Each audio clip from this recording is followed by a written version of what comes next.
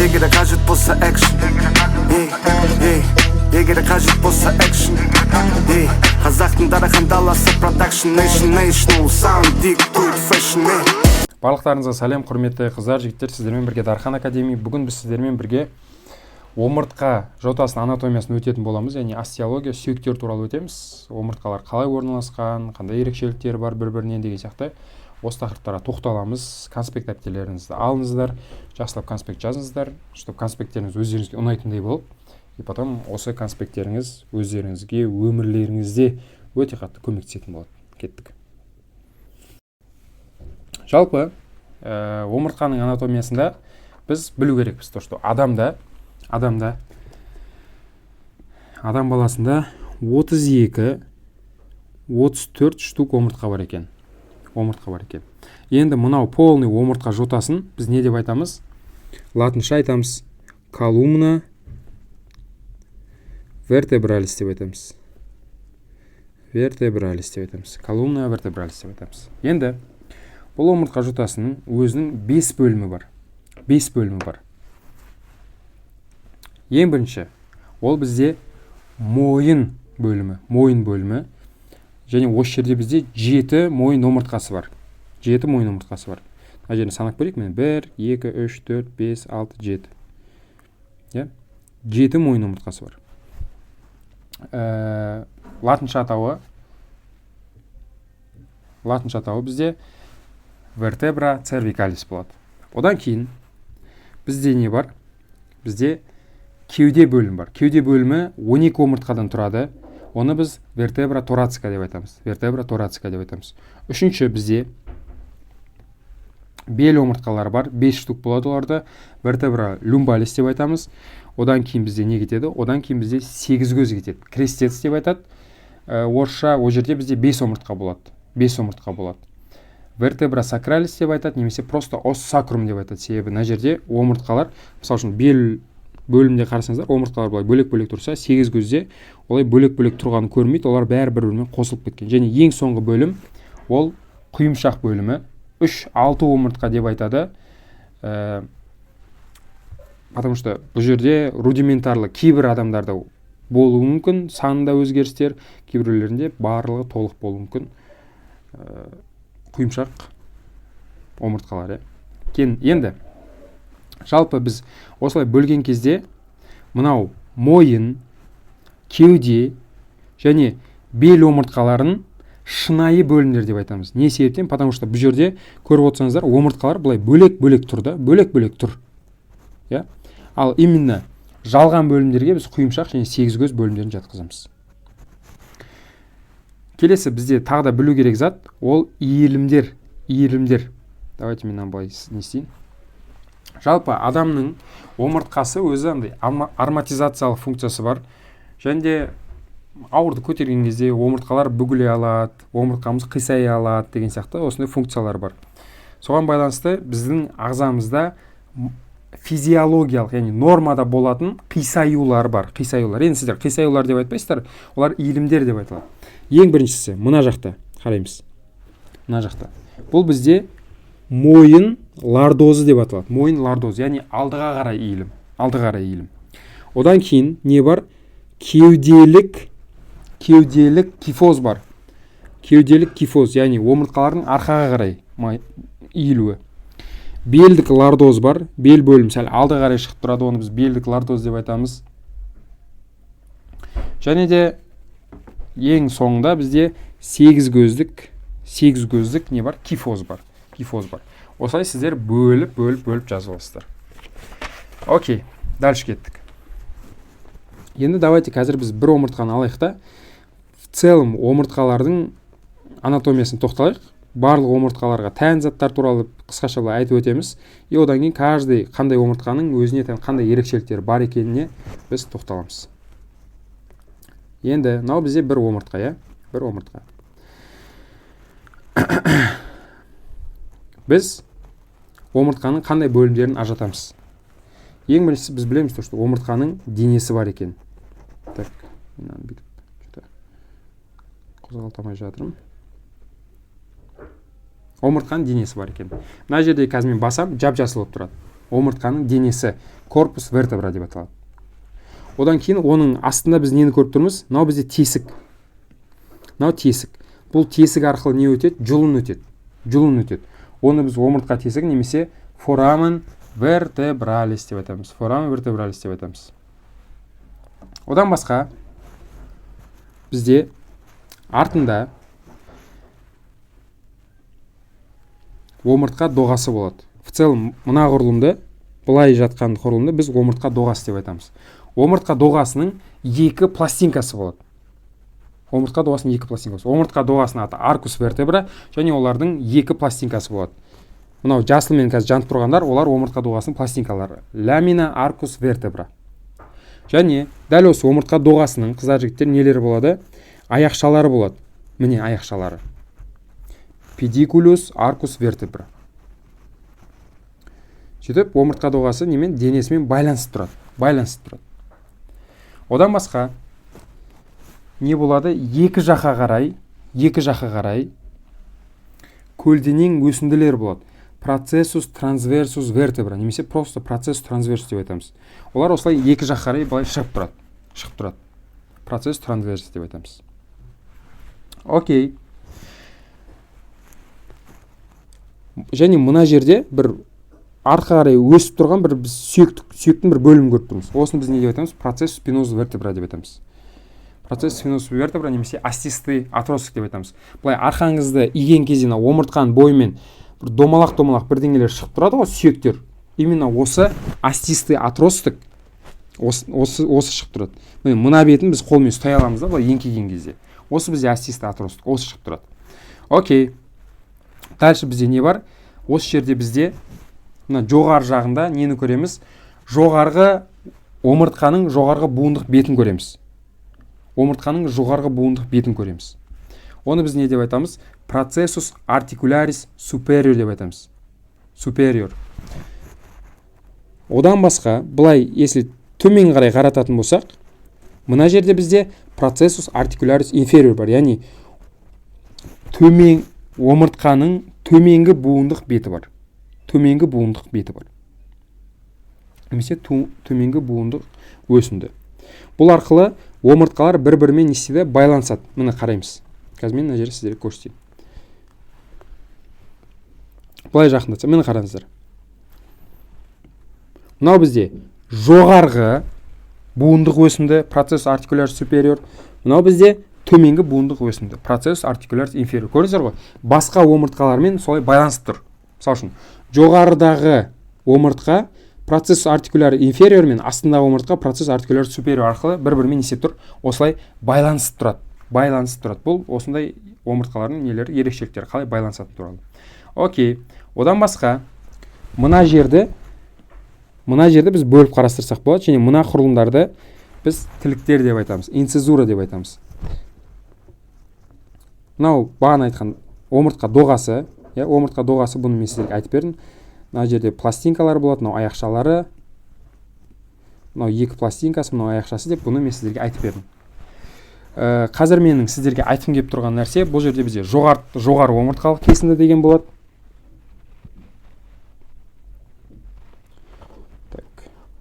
Міне, жоғарғы омыртқалық кесінді қазір жап-жасыл болып жанып тұрған инцизура вертебралис superior. Және төменгі жағында не бар? Төменгі омыртқалық кесінді инцизура вертебралис inferior деген бар. Мынау бізде кәдімгі омыртқалардың өзінің анатомиясы. То есть сіздер түсіну керексіздер де, бұлай миларыңыз спокойно оны түсіну керек. Мынау бізде омыртқа денесі, мынау жоғарғы буындық өсінді, процесс артикуляр superior деп. Мынау бізде остистый отросток, немесе процесс спинозус деп. Одан кейін мынау бізде процесс трансверсус, көлденең өсінді дегенді білу керекпіз. Мынау бізде омыртқаның доғасы екенін білу керекпіз. Процесс артикулярис, оның екі пластинкасы бар, ламина аркус вертебра деген, және оның аяқшасы бар екен тоже білу керекпіз. Pedicулus arcus vertebra. Осы зат бұл біз сіздерге прям базаны білу керек. Одан кейін мына жерде давайте мен қазір бір құрылымды қосамын. Біз шеміршектер мен буындарды, байламдарды пайда қылдық. Мынау аннулус фиброзус. Ол не істеді? омыртқаның денесінде жатады, былай қоршап жатады. Сөйтеді де амортизациялық функцияны қамтамасыз етеді. Енді біз бұны алып тастайық. Сөйтіп біз омыртқалардың арасында нені көреміз? Омыртқа аралық дискті көреміз. Дискус интервертебралис деп айтамыз. Именно амортизациялық функцияны осы қамтамасыз етеді. Кейбір жағдайларда осы омыртқа аралық диск қысылады. Қысылған кезде не пайда болады деп айтамыз? Грыжа пайда болады деп айтамыз. Егер де қазір бұны да алып тастайтын болсақ, мынау бізде нені көреміз? Омыртқаның денесін көреміз. Корпус вертебраны көреміз. Және осы корпус вертебрада нуклеус пульпозус деген құрылым болады. Нуклеус пульпозус деген құрылым болады. Окей. Енді дальше кеттік. Дальше бізде мойын омыртқаларына тоқталамыз. Мойын омыртқаларына тоқталамыз. Қазір мен дәнекетін алып тастайын. Мойын омыртқаларының қыздар жігіттер ерекшеліктеріне келейік. Давайте мен мынаусын алсайын. Мойын омыртқаларының қыздар жігіттер ерекшеліктеріне келетін болсақ, олардың денесі, корпус вертебрасы төмен және кішкентай. Не үшін? Потому что мойын омыртқасына ондай қатты нагрузка жоқ. Енді қараңыздар, сравнительно басқа омыртқалармен көрейік. Мынаның денесін қараңыздар. Көрдіңіздер ғой? Дәу, кең. Бұл сондай ерекшелік мойын омыртқалармен. Окей. Одан басқа мойын омыртқасының қандай ерекшеліктері бар десе, сіздер айтасыздар. Бұлардың остистый атростық, мынау процесс спинозус, ол не істеген? Екіге бөлініп кеткен. Екіге бөлініп кеткен. Қараңыздаршы, бұлай айыр сияқты. Қай жерден басталады? Мойынның 2-ші және 5-ші омыртқалары арасында олар осылай екіге бөлініп кеткен. Сіздер уже түсіну керексіздер. Процесс спинозус осылай екіге бөлінген екен. Міне мына жерден қарайық. 2-ші омыртқадан қарасақ, уже аксистан бастап қарасақ, 2-ші, 3-ші, 4-ші, 5-ші омыртқаларды не істеген? Осылай екіге бөлініп кеткен. Окей, бұл бір ерекшелік. Одан басқа бұлай қарайтын болсақ, бұл жерде не бар дедік? Көлденең өсімді бар. Процесс трансверсус бар. Дәл осы процессус трансверсустарда отверстие, яғни тесік бар. Форамен трансверзум деген міне тесік бар. Мына жерде структура деп ашайық. Міне форамен трансверзум деген тесік бар. Бұл арқылы жұлынның нервтері өтеді. Және де осы жерде тағы да айтып кететін зат не бар? Жұлын ми нервінің жүлгесі бар. Sulcus nervis spinalis деп айтамыз. Жұлын ми нервінің жүлгесі. Қазір оны сіздер көрсетеміз.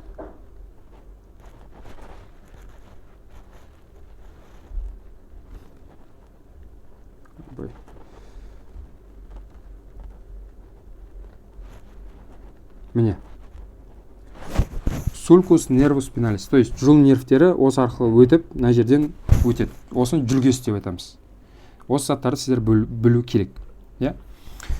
Енді бағанағы айтқан ерекшеліктер, қараңыздар, мойын омыртқаларының сіздер уже разницасын түсінесіздер. Көлденең өсімдіде, процесс трансверсуста не бар? Тесіктер бар екен. Қараңыздар, бұлай келе жатырмыз. Мойын омыртқалар бітті, бұл тесіктер жоқ. Көрдіңіздер ғой? Мойын омыртқалар бітті, тесіктер жоқ. Окей, дальше кетейік.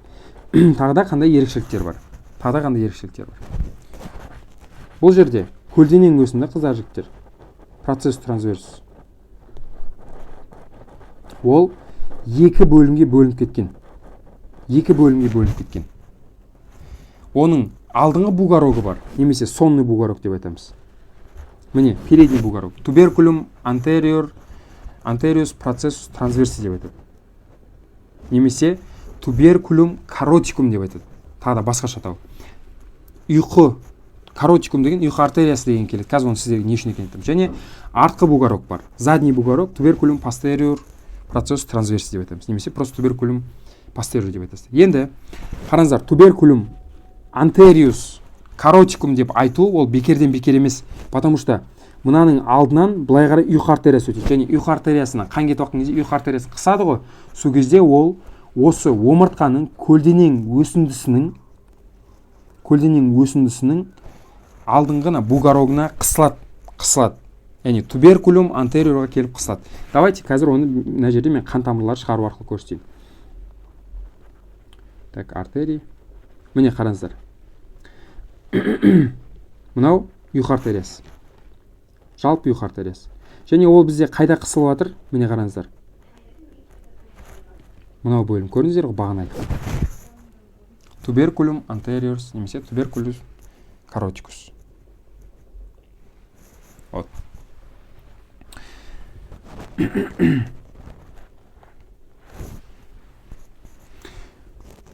Одан басқа келесі бізде жетінші мойын омыртқасының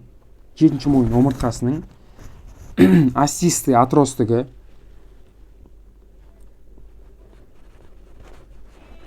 мынау құрылым бізде процессус спинозус вертебра ол ұзын. Басқа омыртқалар қараңыздар. Көрдіңіздер ғой?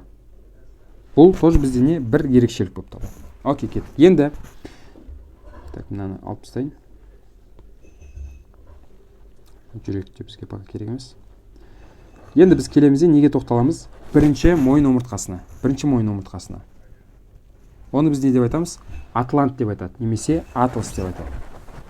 Оның қарап отырсаңыздар, қыздар жігіттер қандай ерекшелігі бар? Денесі жоқ қой? Денесі жоқ. Окей. Одан денесінен жоқ. Оның денесі бізде екінші мойын омыртқасының, мына қараңыздар. Мына жер денесі болу керек. Денесі жоқ, бірақ оның орнына не? Екінші мойын омыртқасының тісі. Тіс деп айтады осыны. Құрылым осылай қарай жоғары қарай өседі. Ал денесінен қалған мына құрылымдарды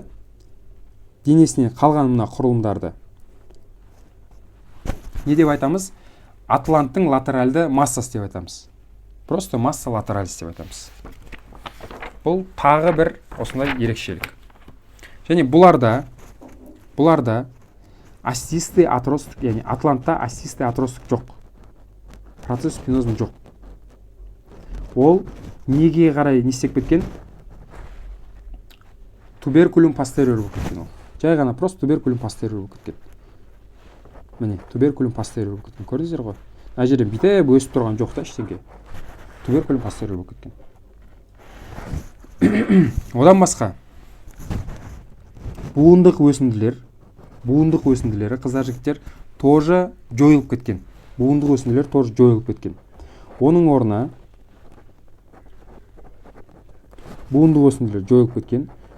орнына бұл жерде не бар?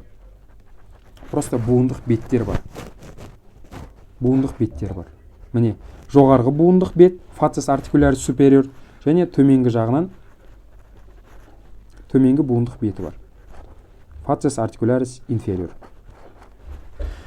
Және осы жерде бізде не бар? Жүлге. Ол бізде не? Омыртқа артериясының жүргесі. Осы жерден омыртқа артериясы өтеді. Давайте қазір біз қан тамырларды қосайық қайттан. Міне, бағана айтқан омыртқа артериясының жүргесі арқылы кім өтіп жатыр? Омыртқа артериясы, артерия вертебралис өтеді.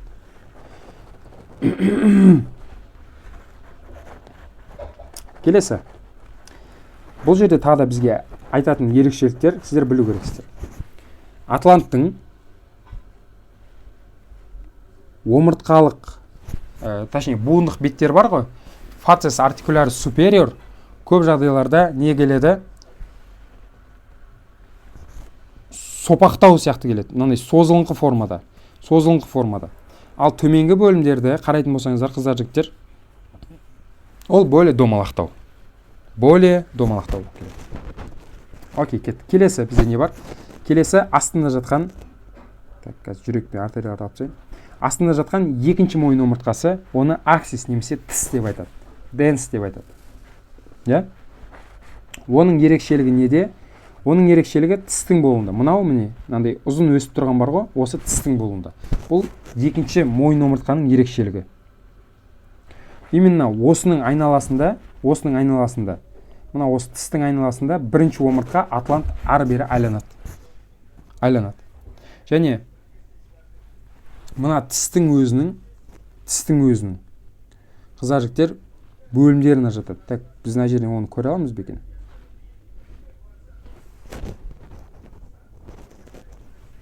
Жоқ, оны біз өкінішке орай көре алмайды екенбіз.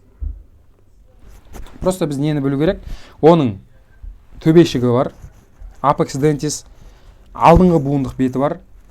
Алдыңғы буындық бетін мына жерден көре аламыз. Facies articularis anterior және артқы буындық беті бар. Facies articularis posterior dentis. Осылай біз не істейміз? Бөліп қарастырамыз. Және де, неде қыздар жігіттер?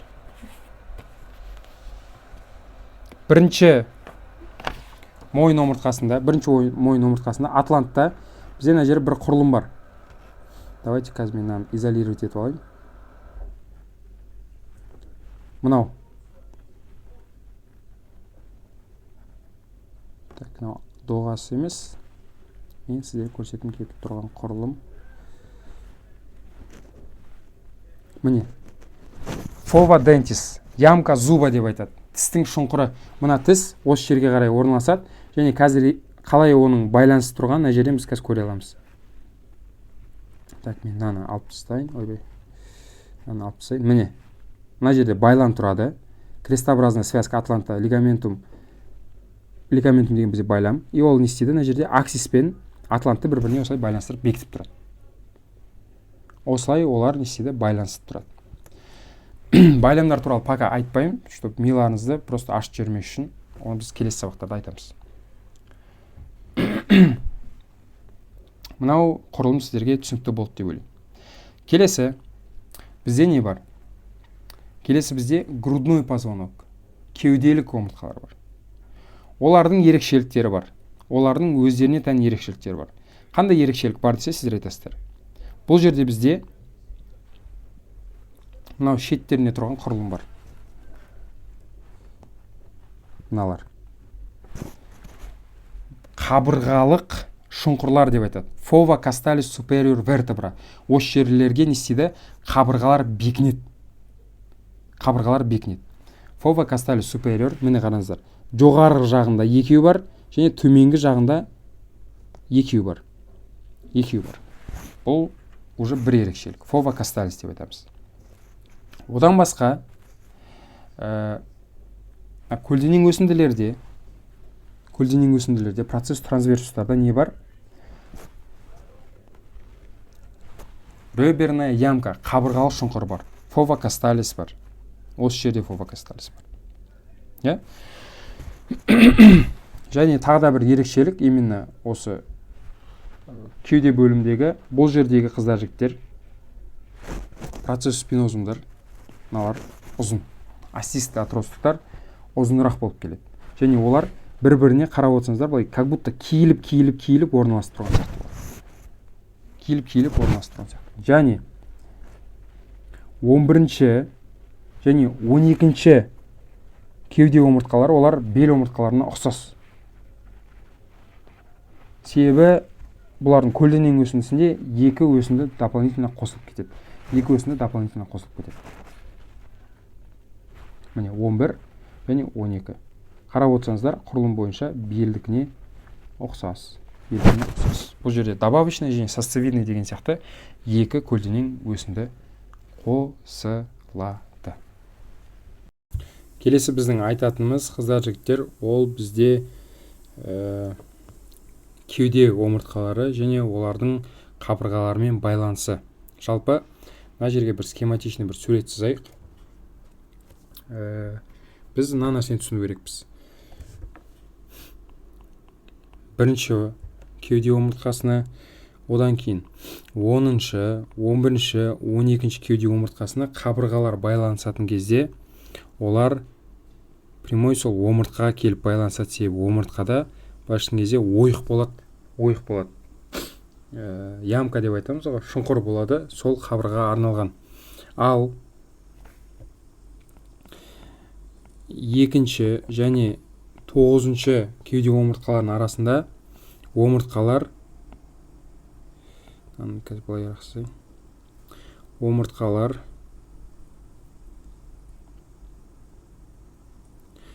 екі омыртқаның қабырғалар екі омыртқаның арасына кеп былай қосылады. Осылай байланысады. Не себептен? Себебі бірінші одан басқа 10-шы, 11-шы, 12-шы омыртқаға байланысатын қабырғалардың айдаршығы басында айдаршығы жоқ, яғни басы домалақ болады. И олар мындай шұңқырмен байланысады. Ал екінші және 9-шы кеуде омыртқаларындағы байланысатын қабырғалардың олардың басында айдаршығы бар. И олар не істейді? Жарты ай тәрізді мынандай екі қабырғаның ортасына келіп байланысады. Оны біз қазір мына жерден көреміз. Так. Аны былай жақындатсам оны көреді. Міне, мынау бізде бірінші кеуде омыртқасы, иә. И көріп отқандарыңыздай, мынау қабырға болса, қабырға келгенде осыған тікелей кеп байланысқан. Енді қараңыздар, екіншіден бастап, міне, бағана сызған схемама ұқсас. Көрдіңіздер ғой? Екі қабырғаның ортасына келіп. Потому что не, бұның айдаршығы бар. Мынаның айдаршығы жоқ. Міне, үшінші қабырға тоже самый, төртінші қабырға тоже самый, бесінші қабырға тоже самый, алтыншы, жетінші қабырғалар тоже самый. Енді біз мына жерден нені көреміз? Астыға қарай түсе берсек, міне, 12-ші, 11-шілерде қабырғалар прямой келіп, неге? Омыртқа денесіне қарай келіп жабысқан. Бұл бізде осындай бір ерекшелік. Келесі бізде бел омыртқасы. Бел омыртқасының ерекшеліктеріне келетін болсақ, ең бірінші денесін қарайға. Денесін қарайтын болсақ, денесі оныкі не? Үлкен и жалпақ. Одан басқа бұл жердегі не? Форамен трансверсум тоже үлкен. Мына жерде басқа омыртқа арқылы көрейік. Мына жерден былай қарасақ, форамен трансверсум именно бел омыртқаларында олар не? Үлкендеу. Келесі. Бұл жерде остистый атростық, яғни процесс спинозус қысқа. Ол қысқа. Және ол 90 градус бұрышта орналасқан. Көріңіздер, 90 градус бұрышта орналасқан. Бұл тағы бір ерекшелігі. Одан басқа, мына жердегі бізде процесс трансверсус көлденең өсінді істейді екіге бөлінеді. Ол қабырғалық процесс касталис деп бөлінеді. Процесс касталисті мен мына жерде жаңа қарап көрдім. Что-то мен таба алған жоқпын. Процесс касталис және де добавочный немесе қосымша өсінді деп бөлінеді. Яғни процесс аксессориус деп осылай бөлінеді. Одан басқа, мына жерде бізде не бар? Жоғарғы буындық өсінді бар. Процесс артикулярис супериор бар. Оның үстінде бізде, осы жерде бізде сосцевидный отростық бар. Яғни емізікшелі, міне. Сосцевидный отростық, процесс мамилярис вертебра люмбалис бар. Одан басқа, тағы да айтып кететін ерекшелік мынау. Жоғарғы буындық беті, процесс артикулярис супериор, ол қайда қараған? Ішке қарай қараған болса, төменгі буындық беті, процесс артикулярис инфериор, ол бізде сыртқа қарай қараған. Осындай ерекшелігі бар. Осымен біздің видео сабақ өзінің мәресіне жетті. Қыздар, жігіттер, сабақ пайдалы болды деп ойлаймын. Міндетті түрде сабаққа конспект жазамыз және де суреттерін сызамыз. Себебі анатомия ол визуальный ғылым. Сіздер визуальный сызған кезде ғана бұл сабақ жақсы естеріңізде қалады. Назарларыңызға рахмет.